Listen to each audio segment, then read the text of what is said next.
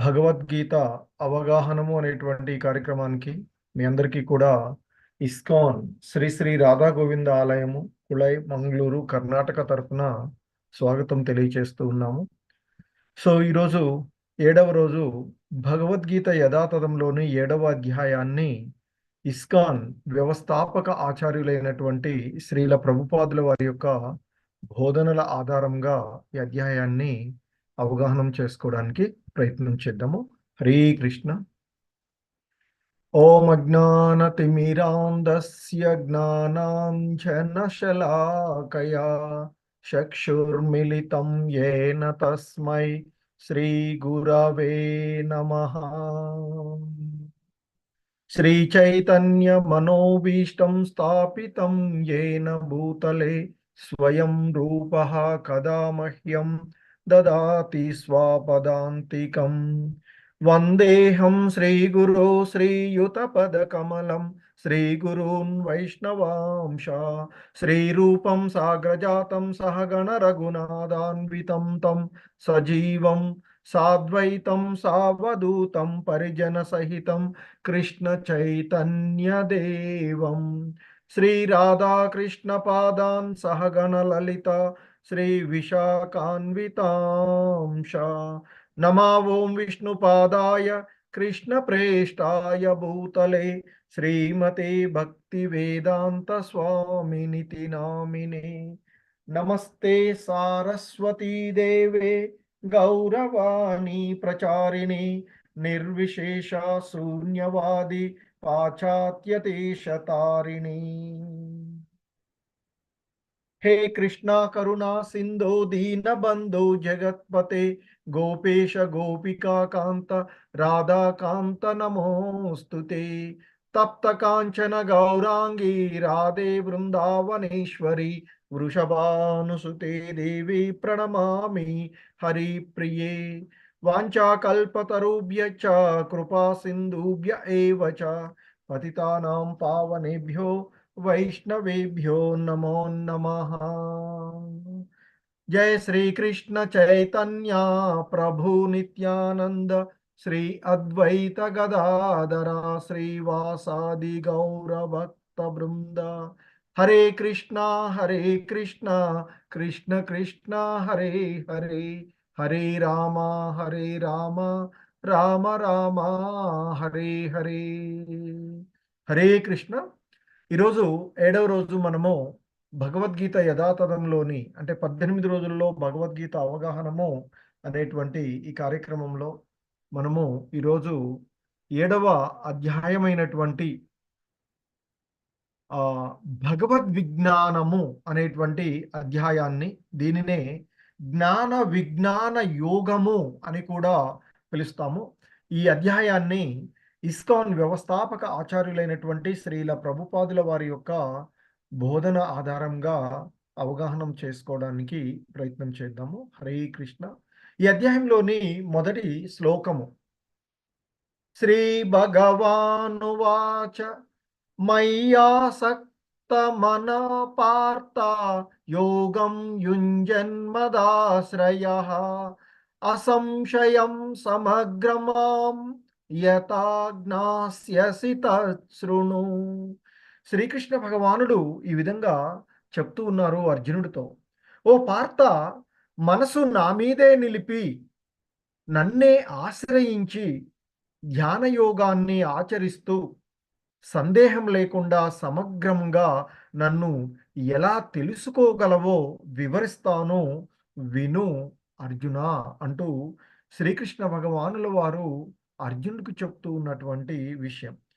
గత అధ్యాయంలో ముఖ్యంగా ధ్యాన యోగము అనేటువంటి ఆ యోగ విధానంలో ఆయన అష్టాంగ యోగ విధానాన్ని తెలియచేసినప్పటికీ చివరికి ఆయన చెప్తారు, మరి వాటన్నిటికంటే కూడా ఆ భక్తి యోగము అనేటువంటిది సరళమైనది కనుక ఆ భక్తిలో నిమగ్నమవుమని అర్జునుడు చెప్తూ ఇంకా చెప్తూ ఉన్నారు. మనసు భగవంతుని యందే నిలిపి ఆయన్ని ఆశ్రయించి ధ్యానాన్ని ఆశ్రయించడం వల్ల, ధ్యానాన్ని ఆచరించడం వల్ల ఎటువంటి సందేహాలు లేకుండా ఆ భగవంతుణ్ణి ఎలా తెలుసుకోవచ్చో అటువంటి ఆ భగవద్ విజ్ఞానాన్ని ఆయన తెలియచేస్తాను అని చెప్తున్నారు. ఇంకా చెప్తున్నారు, జ్ఞానం తేహం సవిజ్ఞానం ఇదం వక్ష్యామ్యశేషతః యత్ జ్ఞాత్వా నేహ భూయః అన్యత్ జ్ఞాతవ్యయం అవశిష్యతే. సో ఇంకా చెప్తున్నారు ఆయన, ఓ అర్జున, నేను ఇప్పుడు నీకు జ్ఞాన విజ్ఞానములతో పాటు ఆధ్యాత్మిక జ్ఞానాన్ని కూడా నీకు సంపూర్ణంగా చెప్తాను. సాధారణమైనటువంటి జ్ఞాన విజ్ఞానాలే కాదు. జ్ఞానము అంటే ఏంటి? మనము ఏదైనా ఒక అంశాన్ని మరి పుస్తకాల ద్వారా గానీ, లేదా గురువుల ద్వారా గానీ తెలుసుకునేటువంటి విషయం. మరి ఆ తెలుసుకున్నటువంటి విషయాన్ని అనుభవపూర్వకంగా, ప్రాక్టికల్‌గా చేసేటువంటిది విజ్ఞానం.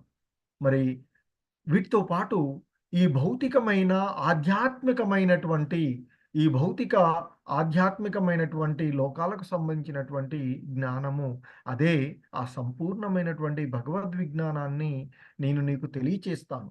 ఈ విషయాలను నీవు తెలుసుకున్నట్లయితే, వాటిని గ్రహించగలిగినట్లయితే, ఇక మళ్ళీ ఈ లోకంలో అంటే ఈ భౌతిక జగత్తులో నీవు తెలుసుకోవడానికి ఇంక ఏమీ కూడా మిగిలి ఉండనిది. అంటే సంపూర్ణమైనటువంటి ఆ జ్ఞానాన్ని, భగవద్విజ్ఞానాన్ని నేను నీకు తెలియచేస్తాను అర్జున అంటూ చెప్తూ ఉన్నారు.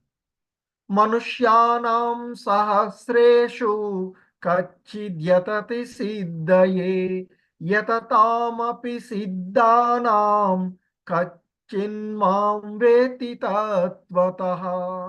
ఇంకా చెప్తున్నారు ఆయన, ఓ అర్జున, ఎన్నో వేల మంది మనుషులలో ఏ ఒక్కడో పూర్ణత్వం కోసం ప్రయత్నిస్తాడు. అలా ప్రయత్నించి పరిపూర్ణత సాధించినటువంటి వాళ్ళలో కూడా నన్ను నిజంగా తెలుసుకున్నటువంటి వాడు ఏ ఒక్కడో ఉంటాడు అర్జున అంటూ చెప్తూ ఉన్నారు. అంటే ఇక్కడ ఈ సృష్టిలో ఎన్నో రకాలుగా ఉన్నటువంటి ఈ జీవులలో, ఈ సృష్టిలో 84,00,000 రకాలైనటువంటి జీవులుగా ఉన్నవి మనం చెప్పుకుంటూ ఉంటాం. మరి అందులో 4,00,000 రకాలకు సంబంధించినటువంటి మానవులు ఉన్నాము అని చెప్తాం. మరి అందులో ఇంకా కోటాను కోట్లుగా ఉన్నటువంటి మానవులు.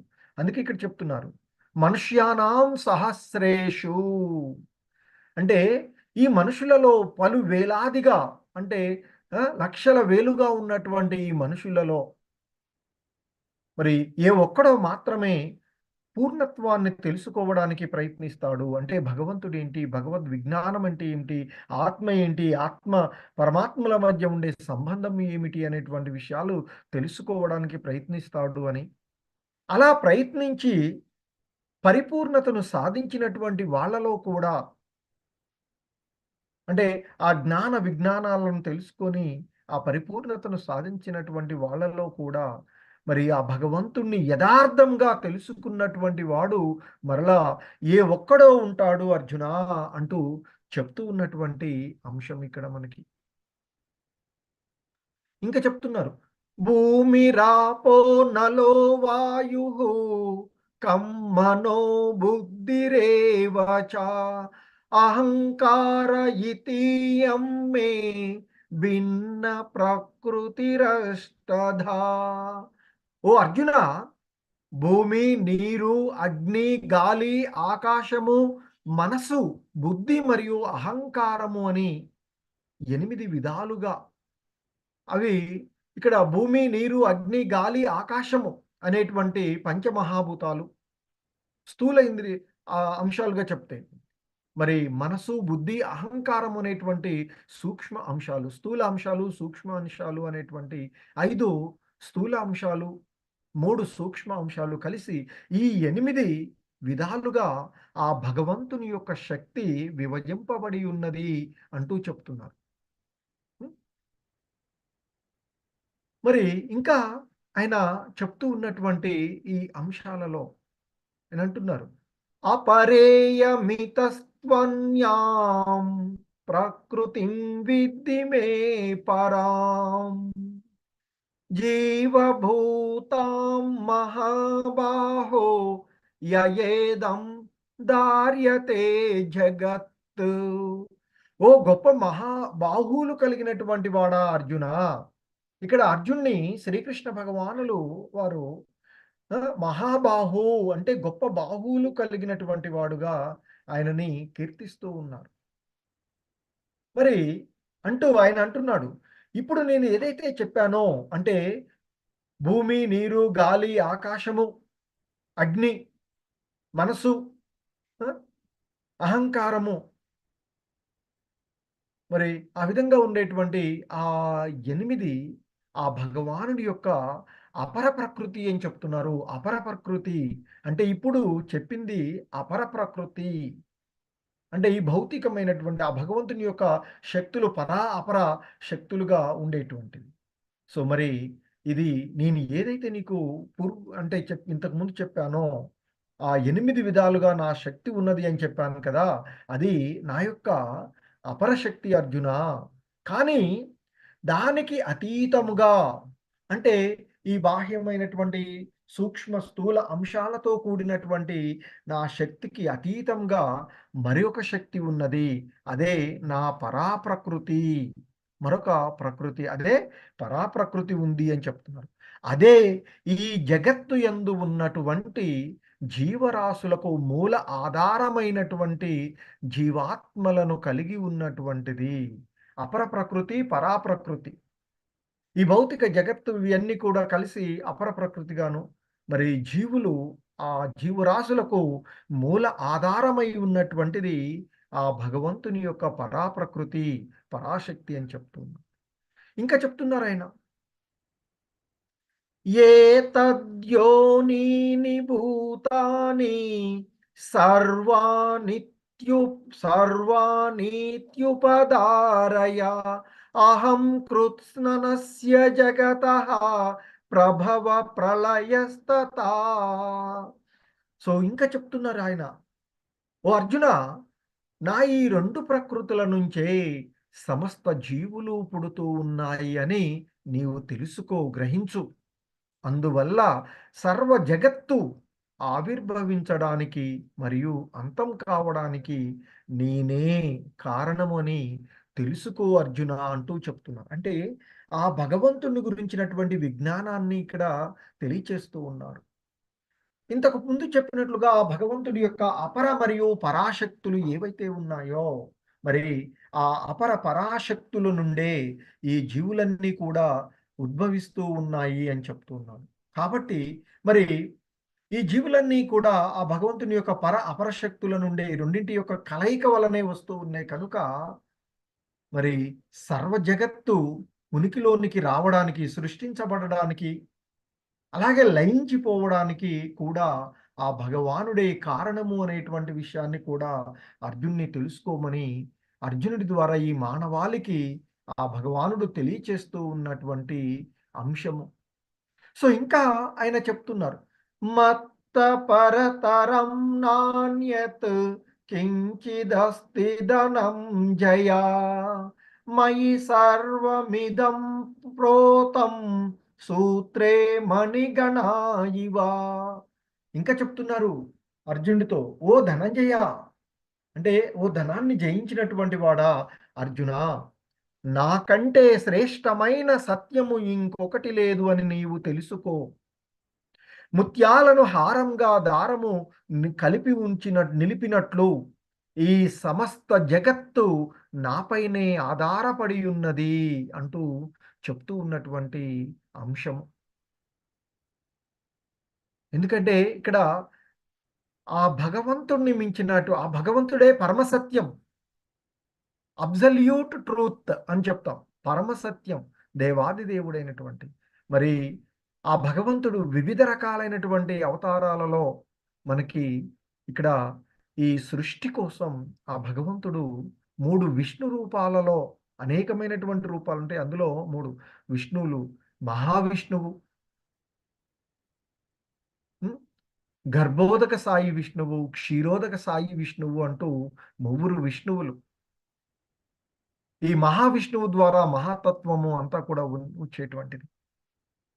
ఆ మహావిష్ణువు యొక్క శ్వేత రంధ్రాల నుండి ఆయన యొక్క ఉచ్ఛ్వాస నిశ్వాసాల ద్వారా శ్వేత రంధ్రాల నుండి ఈ కోటాను కోట్ల బ్రహ్మాండాలు, ఇప్పుడు మనం ఉంటున్న ఒక బ్రహ్మాండం ఒకటి. ఇలాంటివి అనేకమైనటువంటి బ్రహ్మాండాలు ఉనికిలోనికి వస్తాయి ఆ భగవంతుడి ద్వారా అని చెప్తాను.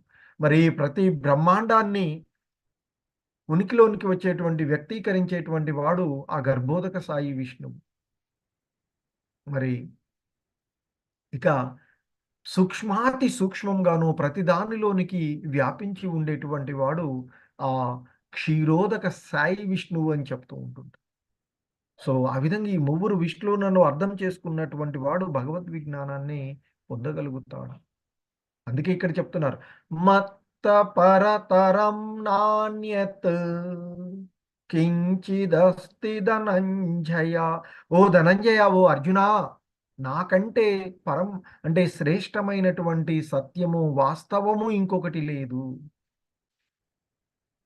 ఏ విధంగానైతే ముత్యాలను హారంగా దారము నిలిపి ఉంచుతూ ఉందో, లేదా ఒక పూమాలను పూమాలలోని పువ్వులను దారం కలిపి ఉంచుతుందో, అలాగే ఒక అందమైనటువంటి హారంలో ఆధారం ఏంటి? దారము.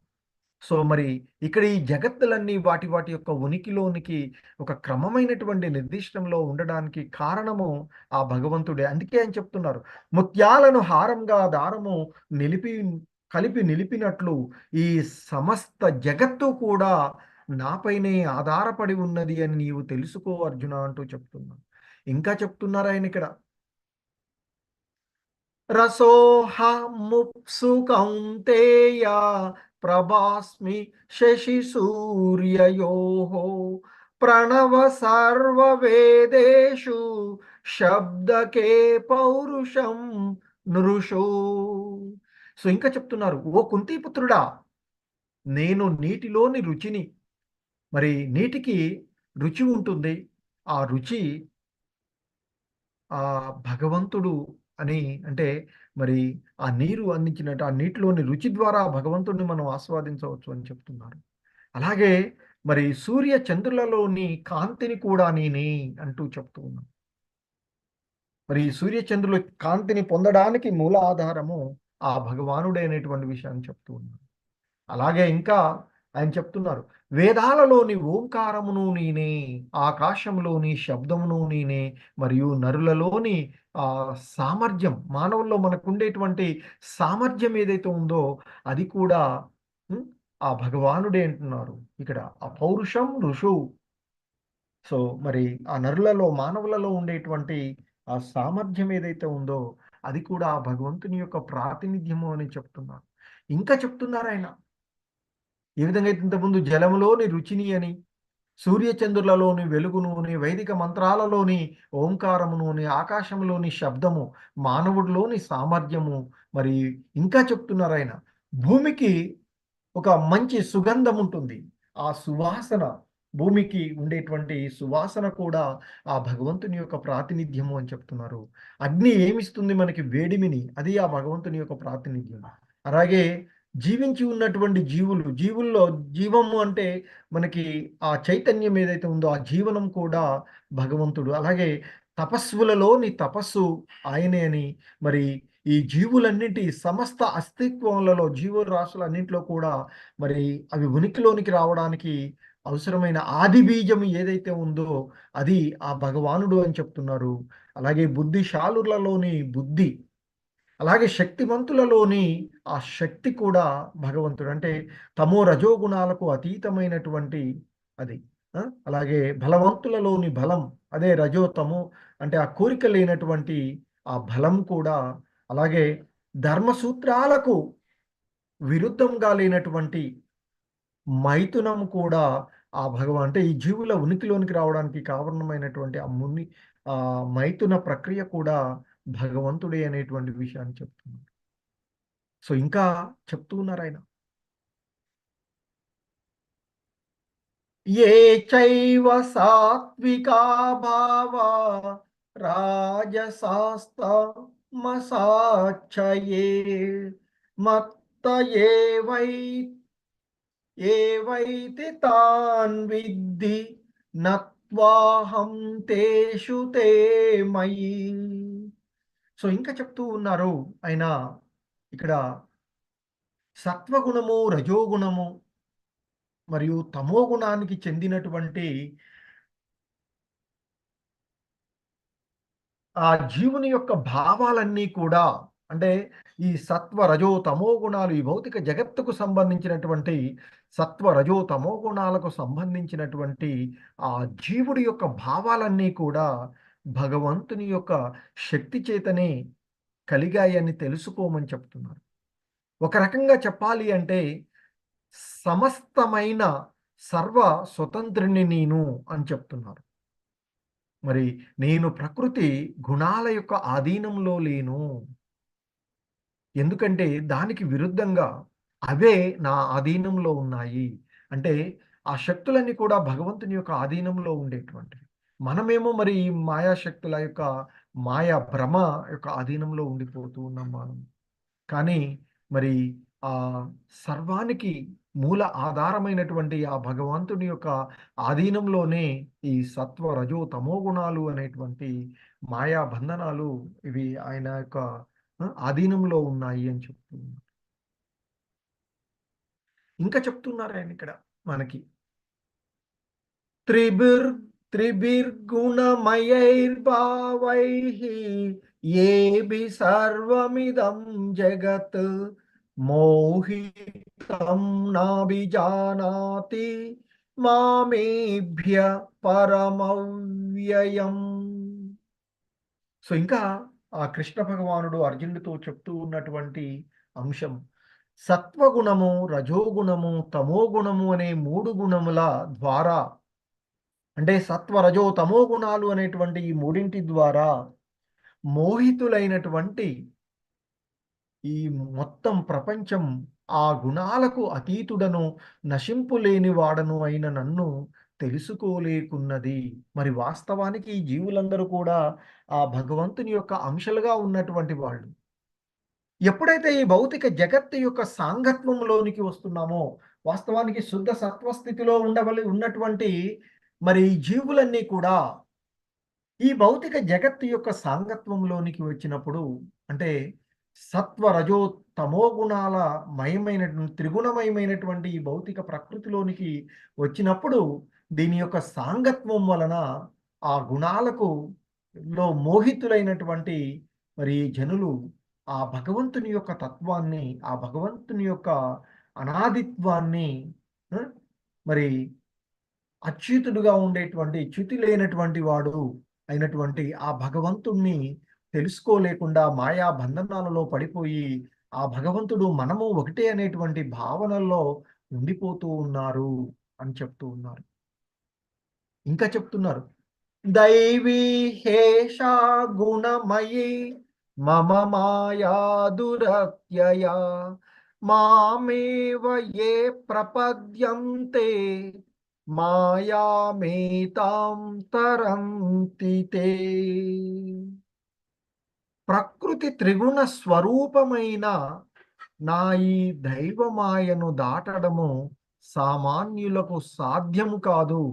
ఎందుకంటే ఈ మాయా బంధనాలలో, ఈ ప్రకృతి త్రిగుణాల యొక్క బంధనాలలో సాంగత్వం వలన ఆ మోహితులైనటువంటి ఈ జనులు ఈ త్రిగుణ స్వరూపమైనటువంటి ఆ భగవంతుడి యొక్క దైవమాయను దాటడం అనేది సాధారణమైనటువంటి జీవులకు సాధ్యపడదు అని చెప్తున్నారు. అలా చెప్తూనే మళ్ళీ అంటున్నారు, అయితే ఓ అర్జున, ఎవరైతే నన్ను ఆశ్రయించినటువంటి వాళ్ళు ఉంటారో అటువంటి వాళ్ళు ఈ యొక్క దైవమాయను సులభంగానే దాటగలుగుతారు అర్జున అంటూ చెప్తూ ఉన్నటువంటి విషయం. సో కాబట్టి తనకు తానుగా ఎంత ప్రయత్నించినా కానీ ఈ మాయా బంధనం యొక్క పిడికిళ్ళ నుండి బయటపడలేరు అని చెప్తారు. ఎవరైతే భగవంతుణ్ణి ఆశ్రయించి ఆ భగవంతుని యొక్క ధ్యాసలో నిమగ్నమై ఉంటారో వాళ్ళు మాత్రం దాటగలరు అని చెప్తున్నారు. అలాగే ఆ భగవంతుణ్ణి ఆశ్రయించినటువంటి 4 రకాలైనటువంటి దుష్కృతులను గురించి ఇక్కడ ఈ శ్లోకంలో శ్రీకృష్ణ భగవానుల వారు తెలియచేస్తూ ఉన్నారు. నమాం దుష్కృతినో మూఢాః ప్రపద్యంతే నరాధమాః మాయయాపహృత జ్ఞాన ఆసురం భావమాశ్రితాః. ఓ అర్జున, మూడులు వాళ్ళే మహామూఢులు, మానవ అధములు, మానవులలో అధమ జాతికి చెందినటువంటి వాళ్ళు. ఎందుకంటే 4,00,000 రకాలకు చెందిన మానవులు అన్నాం కదా. మానవులలో అధములు, అలాగే మాయలో పడి వారికున్నటువంటి వివేకాన్ని కోల్పోయినటువంటి వాళ్ళు, మరియు రాక్షస భావాలను ఆశ్రయించినటువంటి వాళ్ళు అనేటువంటి 4 రకాలైనటువంటి దుష్టులు నాకు శరణజొచ్చరు అర్జునా. ఎందుకంటే ప్రతి జీవుడి యొక్క గమ్యము, స్వధర్మము ఆ భగవంతునికి శరణజొచ్చవలసినటువంటిది. కానీ ఎవరైతే మూఢులు, మానవదములు, మాయలో పడి వివేకాన్ని కోల్పోతూ ఉన్నారో, లేదా రాక్షస భావాలను ఆశ్రయించి ఉన్నారో, అటువంటి వాళ్ళు ఆ భగవంతుణ్ణి ఎప్పుడూ కూడా దరిచేరరు. వాళ్ళు మాయాబంధన పిడికిళ్లలోనే ఉండిపోతూ ఉన్నారు అంటూ చెప్తూ ఉన్నటువంటి. సో ఇక్కడ మహామూఢులు లేదా మూఢులు అంటే అతి మూర్ఖులు అని చెప్తారు. గాడిద చాకరి వాళ్ళు ఏదో ఒక పని చేయడం తప్ప వాళ్ళకి ఇక మిగతా ఆలోచించేటువంటి ఏది కూడా వాళ్ళకి చేత కాదు అని చెప్తూ ఉంటారు. హ్మ్. సో అలా అతి మూర్ఖులు అంటే మహామూఢులు అనేటువంటి వారు. ఇక నరాధములు అంటే ఈ మానవులలో అధమ స్థాయికి చెందినటువంటి వాళ్ళు, తెలివి తక్కువ వాళ్ళుగా ఉండేటువంటి కొన్ని రకాలైనటువంటి అధమ స్థితిలో ఉండేటువంటి వాళ్ళని నరాధములు అంటారు. ఇంకా మరి మాయా ప్రభావంతో ఆ మాయాపహృత జ్ఞాన అంటే వారి యొక్క జ్ఞానము మాయలో పడి ఆ మాయా బంధనాలలో చిక్కుకున్నటువంటి వాళ్ళు కూడా సమాజంలో తప్పుదారి పట్టినటువంటి మేధావులు అని చెప్తూ ఉంటారు వీళ్ళని. హ్మ్. సో మరి ఆ మాయా ప్రభావం వలన తమ విశేషమైనటువంటి మంచిగా చదువుకున్నటువంటి వాళ్ళే ఉంటారు. శాస్త్రవేత్తలు వీళ్ళు ఉండి ఆ తప్పుదారి పట్టి వాస్తవమైనటువంటి విషయాన్ని వదిలేసి వాళ్ళు వాళ్ళ యొక్క సొంత ఊహలను లేదా ఈ భౌతికమైనటువంటి అంశాల వెంట పడేటువంటి వారు మేధావులు. హ్మ్. కానీ వీరు తప్పుదారి పట్టినటువంటి వాళ్ళుగా చెప్తూ ఉంటారు. ఇక మరికొంతమంది నాలుగో రకమైనటువంటి వాళ్ళు రాక్షస గుణాలను ఆశ్రయించినటువంటి వాళ్ళు. ఈ నలుగురు కూడా ఎప్పుడూ ఆ భగవంతుడిని ఆశ్రయించరు అని చెప్తారు. సో, ఆ విధంగా మరి 4 రకాలైనటువంటి అధములు ఆ భగవంతుడిని ఆశ్రయించకుండా ఉన్నప్పుడు, మరొక 4 రకాలైనటువంటి వాళ్ళు వారి వారి యొక్క పరిస్థితులను అనుసరించి ఆ భగవంతుడిని ఆశ్రయిస్తారు అని చెప్తున్నారు. అదే చతుర్విధా భజంతే మాం జన సుకృతినో అర్జున. ఆర్తో జిజ్ఞాసురర్ధార్తి జ్ఞాని చ భరతర్షభ. ఓ భరత వంశులలో శ్రేష్ఠుడవైన అర్జున, ఆపదలలో ఉన్నటువంటి వాడు ఆర్తి. ఉం? అలాగే ఆత్మతత్వాన్ని తెలుసుకోవడానికి ప్రయత్నించేటువంటి వాడు, సిరి సంపదలను కోరుకునేటువంటి వాడు, ఆత్మ జ్ఞానమును కలిగినటువంటి వాడు అనేటువంటి 4 రకాలైనటువంటి వాడు. ఆర్ధో జిజ్ఞాసురర్ధార్థి జ్ఞానీచ. ఆర్తి అంటే ఆపదలలో ఉన్నప్పుడు. మనకి సాధారణంగా ఒక్కొక్కసారి ఏదైనా ఆపదలలో ఉన్నప్పుడు భగవంతుడు గుర్తుకొస్తాడు. అది కూడా ఆ! పుణ్యాత్ములకే అది గుర్తొస్తాడు భగవంతుడు ఆపదలలో కూడా. ఆపదల్లో కూడా భగవంతుడు గుర్తురాడు కొంతమందికి. నేనే బయటపడతాను, నేనే చేసుకోగలను అనేటువంటి ఒక అహంలో ఉండిపోతారు. మరి వారు పుణ్యాత్ములకు ఆపదలలో ఉన్నప్పుడు భగవంతుడు గుర్తుకొస్తారు. అలాగే ఇక కొంతమంది ఋషులు ఆత్మతత్వాన్ని తెలుసుకోవాలి అనేటువంటి కోరికతో ఆ భగవంతుడు పరమాత్మ తత్వాలను తెలుసుకునేటువంటి ఇంకా కొంతమంది ఆహ్, సంపదల కోసం భగవంతుడిని ఆశ్రయిస్తూ ఉంటుంటారు. హ్మ్. మరికొంతమంది ఆత్మజ్ఞానాన్ని కలిగి ఉన్నటువంటి వాళ్ళు జ్ఞానులు అని చెప్తారు. సో, ఈ విధంగా 4 రకాలైనటువంటి పుణ్య పురుషులు ఆ భగవంతునికి భక్తి చేయడం అంటే భక్తియుతమైనటువంటి సేవలో ప్రారంభమవుతారు అంటూ చెప్తారు. మనకి ఆపదలలో ఉన్నప్పుడు ఆ భగవంతుడిని ఆశ్రయించినటువంటి వాళ్ళు మనకి గజేంద్ర మోక్షంలో చూస్తాం. గజేంద్రుడు. అలాగే ద్రౌపది కూడా మొదటగా ఆ సభలో ఉన్నటువంటి వాళ్ళు, తన భర్తలు ఆమెని రక్షిస్తారు అని అనుకుంటుంది. అవేమీ సాధ్యం కానటువంటి పరిస్థితులలో, "హే కృష్ణ, నీవు తప్ప నన్ను రక్షించు వారు ఎవరూ లేరయ్యా" అంటూ ఆయన్ని ఆశ్రయిస్తుంది. అది ఆ విధంగా ఆపదలలో ఉన్నప్పుడు, ఇక నైమిషారణ్యంలో నిరంతరము ఆ భగవంతుని గురించి ధ్యాసలో జిజ్ఞాసులై ఆత్మ జ్ఞానాన్ని తెలుసుకోవడానికి ప్రయత్నించేటువంటి వారు. అర్థార్థి ఆపదలు, ఆ సంపదల కోసం, ధ్రువుడు రాజ్యం కోసం, తన తాత కంటే గొప్ప రాజ్యం కావాలి అనేటువంటి ఉద్దేశంతో చిన్న పిల్లవాడుగా 5 సంవత్సరాల బాలుడుగా ఉన్నప్పుడే ఆ భగవంతుడిని గురించి ధ్యానం చేస్తాడు. అలాగే వాలి సుగ్రీవులలో సుగ్రీవుడు తన అన్న హ్మ్. తన రాజ్యాన్ని, తన భార్యను అందరిని చేసినటువంటి పరిస్థితులలో తిరిగి ఆయన ఆ! శ్రీరామచంద్రుడిని ఆశ్రయిస్తూ ఉండేటువంటి. అలాగే జ్ఞానాభిలాషులు, జ్ఞానం కోసం ప్రయత్నించేటువంటి అందులో సుఖదేవ గోస్వాములను గురించి చెప్తూ ఉంటుంటాం. సో, ఆ విధంగా ఇంకా మనకి ఇక్కడ చెప్తూ ఉంటుంటారు. సో, మరి భగవంతుడు ఇంకా చెప్తున్నారిక్కడ. తేషాం జ్ఞానే నిత్యయుక్త ఏక భక్తిర్విశిష్యతే. ప్రియో హి జ్ఞానినోత్యర్థ మహం స చ మమ ప్రియః. మరి ఆ భగవంతుడిని ఆశ్రయించినటువంటి ఆ నలుగురిలో నిత్యము భగవంతుడిని భక్తితో భజించేటువంటి ఆత్మజ్ఞాని అత్యుత్తముడు అని చెప్తున్నారు.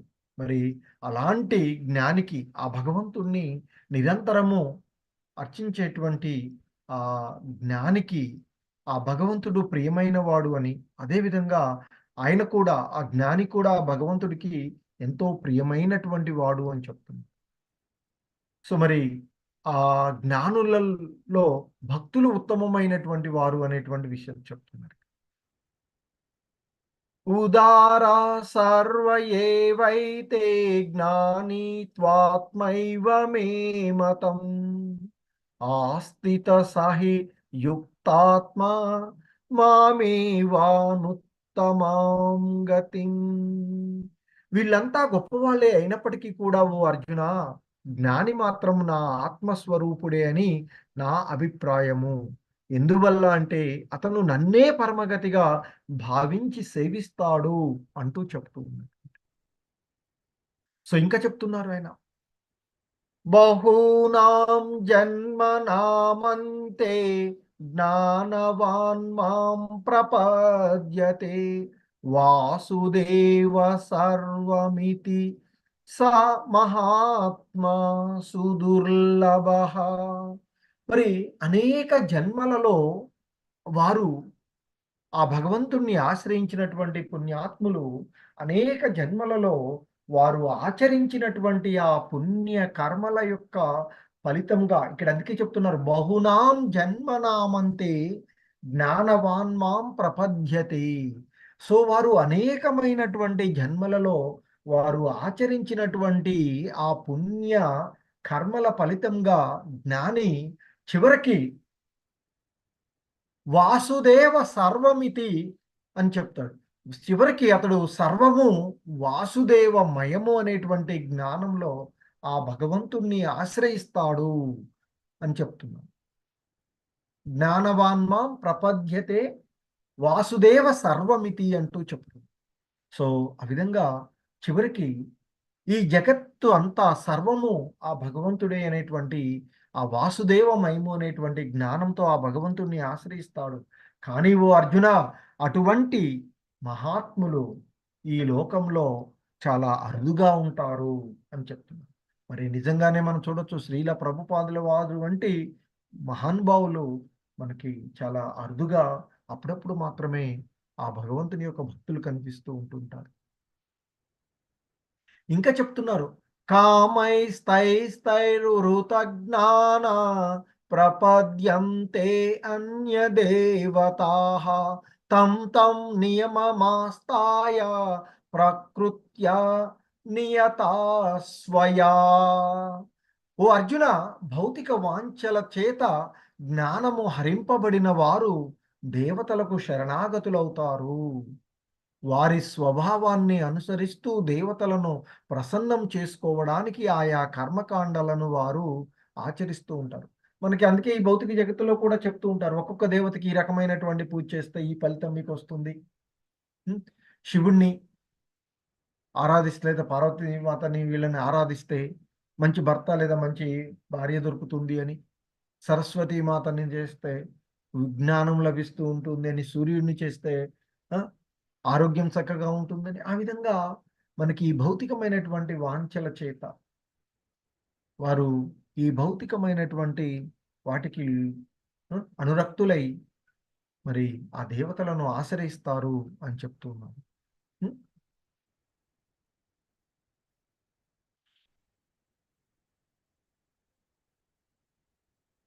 ఇంకా చెప్తున్నారు ఆయనిక్కడ. యో యో యాం యాం తనుం భక్తః శ్రద్ధయార్చితుమిచ్చతి తస్య తస్యాచలాం శ్రద్ధాం తామేవ విదద్దామ్యహం. సో, పరమాత్మునిగా నేను అందరి హృదయాలలో ఉన్నాను. ఎందుకంటే హృదయస్థ పరమాత్ముడిగా ఇంతకుముందే చెప్పుకున్నాం. మహావిష్ణువు, గర్భోదక సాయి విష్ణువు, క్షీరోదక సాయి విష్ణువు. ఆ క్షీరోదక సాయి విష్ణువు అనేటువంటి ఆయన ప్రతి జీవిలోను సూక్ష్మాతి సూక్ష్మంగాను ఆయన సర్వము వ్యాపించి ఉండేటువంటి వాడు. మరి పరమాత్ముడిగా ఆయన అందరి హృదయాలలోనూ ఉంటాడు. మరి సో, అలా పరమాత్ముడిగా అందరి హృదయాలలోనూ ఉన్నటువంటి ఆ భగవంతుడు ఎవరైనా దేవతలను ఆరాధించాలని కోరుకున్నట్లయితే వారి యొక్క స్వభావాలను అనుసరించి వారి యొక్క ఆ విధమైనటువంటి విశ్వాసాన్ని ఆ భగవంతుడే స్థిరపరుస్తాను అని చెప్తున్నాడు. ఆ విధంగా స్థిరపరచడం వల్ల అతడు ఆ నిర్దిష్టమైనటువంటి దేవతకు అంకితమవుతాడు. సో, అందుకే కొంతమంది కొంత కొంత దేవతలకు ఆసక్తులైతూ ఉండేటువంటి విషయాన్ని ఇక్కడ మనకి తెలియచేయబడుతూ ఉన్నటువంటి అంశం. సో, మరి ఆహ్, పరమాత్ముడుగా ఆయన అందరి హృదయాలలోనూ ఉండేటువంటి వాడు. కానీ జీవుడుకి ఉన్నటువంటి ఈ అల్పమైనటువంటి స్వాతంత్రము కారణంగా వారు ఏవి కోరుకుంటే దానినే ఆయన ఆశ్రయిస్తాను. ఆయనకి వారికి అదే ఇచ్చేస్తాను అనేటువంటి విషయాన్ని చెప్తూ ఉన్నటువంటిది. హ్మ్. సో, మరి హ్మ్. ఆ విధంగా వారు వారిని ఆశ్రయించి హ్మ్. ఆ నిర్దిష్ట దేవతలకు వారు అంకితమయ్యేటువంటి విషయాన్ని ఇక్కడ చెప్తున్నారు. మరి ఇంకా చెప్తున్నారు. సతయా శ్రద్ధయా యుక్తః తస్యారాధనమీహతే లభతే చ తత కామాన్ మయైవ విహితాన్ హితాన్. అలాంటి శ్రద్ధ, విశ్వాసము కలిగి ఉన్న ఆ భక్తుడు అంటే ఆ దేవతల పైన ఎందుకంటే ఆ దేవతలు కూడా ఆ భగవంతుని యొక్క ప్రతినిధులుగా మరి వారిచ్చేవన్నీ కూడా ఆ భగవంతుడి నుండే ఇవ్వబడుతూ ఉండేటువంటివి. అందుకే ఇక్కడ చెప్తున్నారు ఆ భగవానుడు, అలాంటి శ్రద్ధ, విశ్వాసము కలిగి ఉన్న ఆ భక్తుడు ఆ దేవతనే పూజించును. సో, ఎవరిపైనైతే ఈ భక్తుడికి మనసు కలుగుతుందో వారిపైన ఆ విధంగా స్థిరత్వం కలిగేటట్లు చేస్తాను అని చెప్తుంది. సో, ఆ దేవతనే పూజిస్తాడు. అలాగే మరియు కోరుకున్న వాటిని కూడా పొందుతాడు. ఆ విధంగా ఆ దేవత నుండి వారు ఇంతకు ముందే చెప్పుకున్నట్లుగా సూర్యుడు ఆరోగ్యాన్ని అని, ఆ! సరస్వతి మాత జ్ఞానాన్ని, చదువులను, ఆ! అలాగే కొంతమంది కొన్ని రకాలు మనకు కావాల్సినటువంటి సంతానమని, లేకపోతే లక్ష్మీ మాతని ఆశ్రయించి సంపదల కోసమని.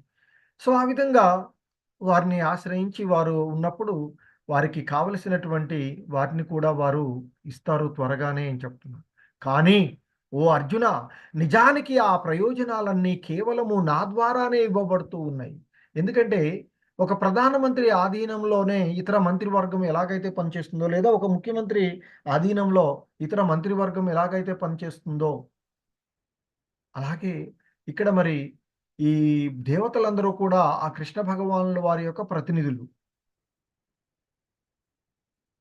సో, కాబట్టి వారిచ్చేవన్నీ కూడా ఆ భగవంతుడి ద్వారా ఇవ్వబడుతున్నవి అని. భగవంతుడి నుండే సో, అందుకే చెప్తున్నారిక్కడ. అల్పబుద్ధి ఉన్నటువంటి మనుషులు దేవతలను పూజిస్తారు. కానీ వారు ఇచ్చే ఫలాలు పరిమితము మరియు తాత్కాలికమైనవి. హ్మ్. అని చెప్తుంది. దేవతలను ఆరాధించేవారు దేవతల లోకాలకు వెళ్తారు. కానీ నా భక్తులు చివరకు నా అత్యున్నత లోకానికి చేరుకుంటారు అర్జునా అంటూ చెప్తుంది. అంటే ఎవరు ఏ విధంగా ఆశ్రయిస్తే వారు ఆ విధమైనటువంటి అంతేకాని అన్నీ కూడా అన్ని రకాలుగా అంతిమ ఫలితము ఒకటే ఉంటుంది అని కొంతమంది మనకు చెప్తారు. ఎవరినైతే ఏంది ఏ దేవతను ఆరాధించినా మనకి కలిగేటువంటిది ఒకటే ముక్తి అని చెప్తారు. కానీ అది కాదు అనేటువంటిది ఇక్కడ చెప్తున్నా. అల్పబుద్ధి ఉన్నటువంటి మనుషులు దేవతలను పూజిస్తారు. వారిచ్చేవి పరిమితంగా ఉంది. దేవతలను ఆరాధించేవారు దేవతల లోకాలకు వెళ్తారు. కానీ నా భక్తులు మాత్రమే చివరకు నా అత్యున్నతమైనటువంటి ఆ గోలోక వృందావనానికి వస్తారు అర్జున అంటూ చెప్తూ ఉన్నటువంటి అంశం ఇక్కడ మనం చూస్తూ ఉన్నటువంటిది.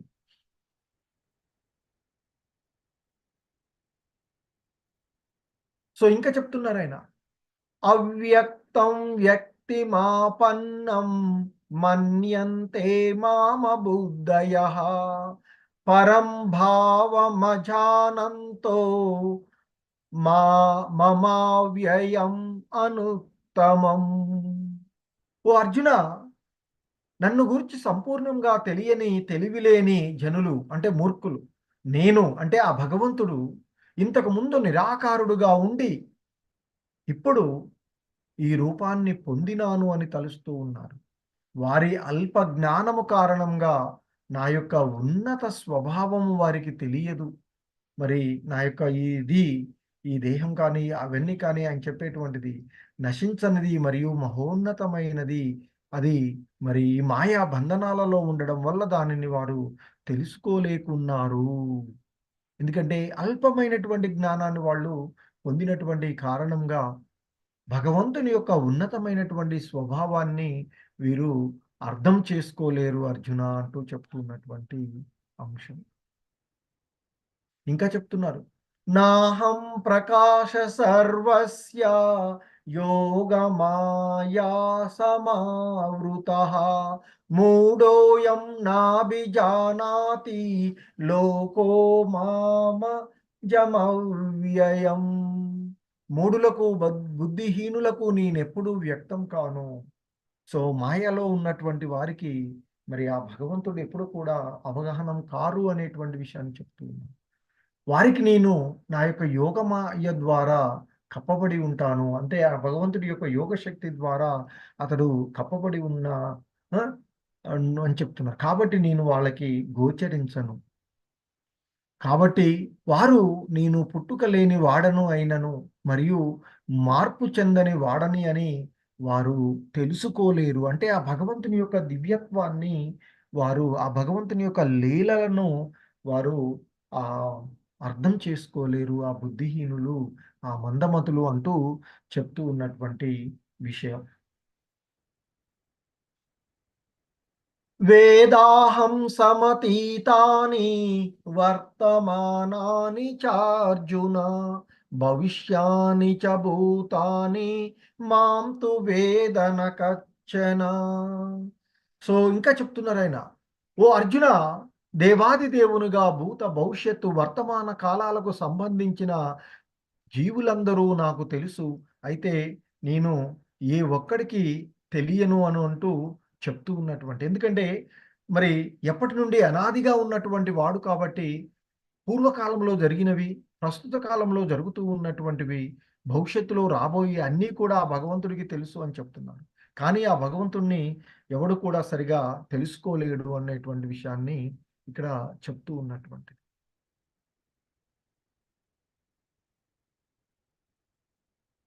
ఇంకా చెప్తున్నారు. పూర్వజన్మలోనూ, ప్రస్తుత జన్మలోనూ భక్తితో వ్యవహరించిన వ్యక్తులు వారి పాపాత్మకమైన చర్యలు పూర్తిగా నిర్మూలించబడి, మాయ యొక్క ద్వంద్వత్వం నుండి విముక్తి పొందిన వ్యక్తులు నా యొక్క సేవలో నిశ్చితంగా నిమగ్నమై ఉంటారు. మరి భగవంతుడిని ఎవరు ఆశ్రయిస్తారు, భగవంతుని యొక్క భక్తియుత సేవలో ఎవరు నిమగ్నమవుతారు అనేటువంటి చెప్తున్నారు. ఎందుకంటే ఎన్నెన్నో జన్మలలో ప్రస్తుత జన్మలోనూ వారు భక్తితో వ్యవహరించి ఆ భగవంతుణ్ణి ఆశ్రయించాలి అనేటువంటి ఉత్సాహం, కోరికతో ఉన్నటువంటి వాళ్ళు, శ్రద్ధ విశ్వాసాలు ఉన్నటువంటి వారికి వారి యొక్క పాపమైనటువంటి చర్యలన్నీ కూడా తొలగిపోతాయి. తద్వారా వారు ఈ మాయ యొక్క ద్వంద్వత్వం నుండి విముక్తి పొందుతారు. వారు నన్ను ఆశ్రయించి నా యొక్క భక్తియుత సేవలో నిమగ్నమవుతారు అని చెప్తున్నాను. జరా మరణ మోక్షాయ మామాశ్రిత్య యతంతి యే తే బ్రహ్మ తద్విదు కృత్స్నన మధ్యాత్మ కర్మ చాకిలం. ఇంకా చెప్తున్నారు, వృద్ధాప్యము మరియు మృత్యువుల నుండి ముక్తిని పొందుటకై యత్నించు బుద్ధిమంతులు భక్తియుత సేవలో నన్ను ఆశ్రయించుచున్నారు. ఆధ్యాత్మిక కర్మలను గూర్చి సమగ్రముగా నెరిగిన వారు అగటం చేత యథార్థంగా వారు బ్రహ్మస్వరూపులై ఉన్నారు. ఆ విధంగా ఆ భగవంతుని ఆశ్రయించి ఆ భగవంతుని యొక్క దివ్యమైనటువంటి సేవలో నిమగ్నమైనటువంటి వారు, ఆ భక్తియుత సేవలో ఆ కృష్ణ చైతన్యంలో నిమగ్నమైనటువంటి వారు, ఆ భగవంతుణ్ణి ఆశ్రయించినటువంటి వారు ఆధ్యాత్మిక కర్మలను గురించి సమగ్రంగా తెలుసుకొని వారు యథార్థంగా ఇక బ్రహ్మస్వరూపులై అంటే ఆ భగవంతునిలో ధ్యానం అయిపోయేటువంటి విషయాన్ని చెప్తున్నారు. ఇంకా చెప్తున్నారు ఇక సాది భూతాది దైవం మాం సాది యజ్ఞం చయే విదుహు ప్రయాణ కాలేపి చ మాం తే విదుర్యుక్త చేతసా. దేవదేవుడనైనా అంటే ఆ దేవాది దేవుడునైన నన్ను సమస్త జగత్తుకు, దేవతలకు, అన్ని యజ్ఞ పద్ధతుల యొక్క అధిపతిగా తెలుసుకుని నా పూర్తి భక్తి భావనలో ఉన్నవారు మరణ సమయంలో కూడా నన్ను తెలుసుకుని ఉంటారు అని చెప్పి. సో మరి మరణ సమయంలో ఏ భావనతో ఉంటే దానికి అనువైనటువంటి జన్మని తర్వాత పొందుతారు కనుక ఆ దేవాది దేవుడినైనటువంటి ఆ భగవంతుణ్ణి తెలుసుకుని సో మరి ఈ జగత్తుకు, సమస్త జగత్తుకు, దేవతలకు, అన్ని యజ్ఞ పద్ధతులకు ఆ భగవంతుడే అధిపతిగా తెలుసుకొని ఆ భగవంతుని యొక్క భక్తియుత సేవలో నిమగ్నమైనటువంటి వారు భీష్మ పితామహుడు వంటి వారు సో మరణ సమయంలో కూడా ఆయననే ఆశ్రయించి ఉంటారు అనేటువంటి విషయాన్ని చెప్తూ ఉన్నారు. హరే కృష్ణ హరే కృష్ణ హరే కృష్ణ కృష్ణ కృష్ణ హరే హరే హరే రామ హరే రామ రామ రామ హరే హరే. హరే కృష్ణ. అందరికీ ధన్యవాదాలు.